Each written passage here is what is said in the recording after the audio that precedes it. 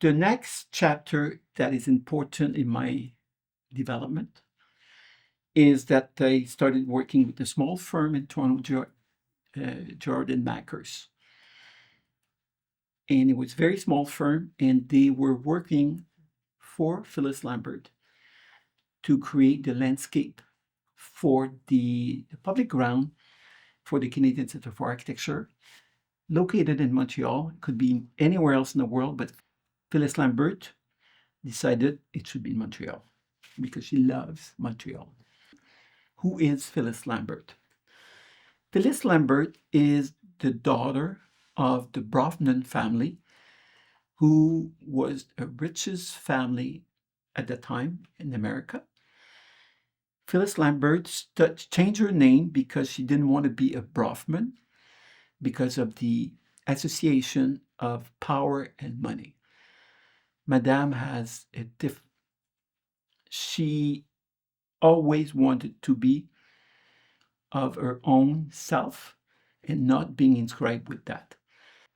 She studied under Mies van der Rohe, I believe in Chicago at that time, and her father hired him to design the Seagram Building in New York. And the Seagram Building, as you know, is a different kind of insertion in the city. And she fought with Mies to make this happen in New York City. Set up a building, creating a plaza in the front, and all this. So she's a huge, important player in city buildings. So she was doing this urban center, Canadian Centre for Architecture in Montreal.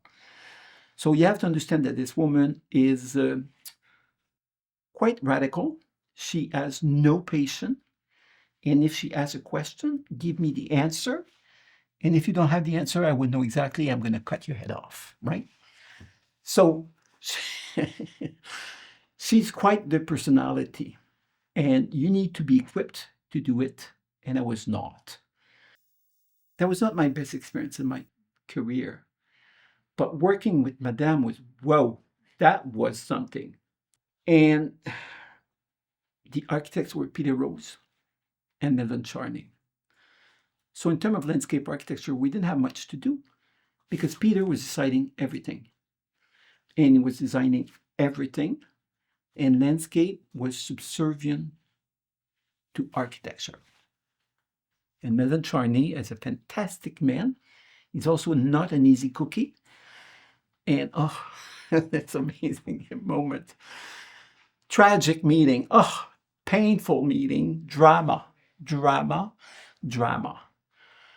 Quickly, I realized that was way too much for me. Diana Gerard put me in charge of the project. Diana was a good landscape architect. She has design abilities, but was not interested either by landscape. So in a way, I had to chew up a big thing. I couldn't do it. I failed. So I had to remove myself from the project because Madame is a bulldozer, right? I was flying to Montreal alone, not with my boss, having meeting with Peter, just a bite and you have your head out. Or Melvin Charney saying, oh, you're doing pubic trees. I don't want planting under the trees. Take those pubic hair out. I don't want any. Right? So I was alone with no experience dealing with this. So on my own, I said, Diana, I can't work on this. They're too feroz, right? I don't want to kill. I'm too stressed out. I don't have the knowledge yet. So you need to find someone that will do it. So I basically, my first experience was a kind of not a failure, but I could do it. So I let that one go. But I had already established a great contact with Madame because she saw that I was quite involved. I was a little bit of a fighter and I was on my own fighting these monsters. And she knew it. But boy, my head flew a few times on the wall. And so anyway, that was the beginning of a learning your own ability.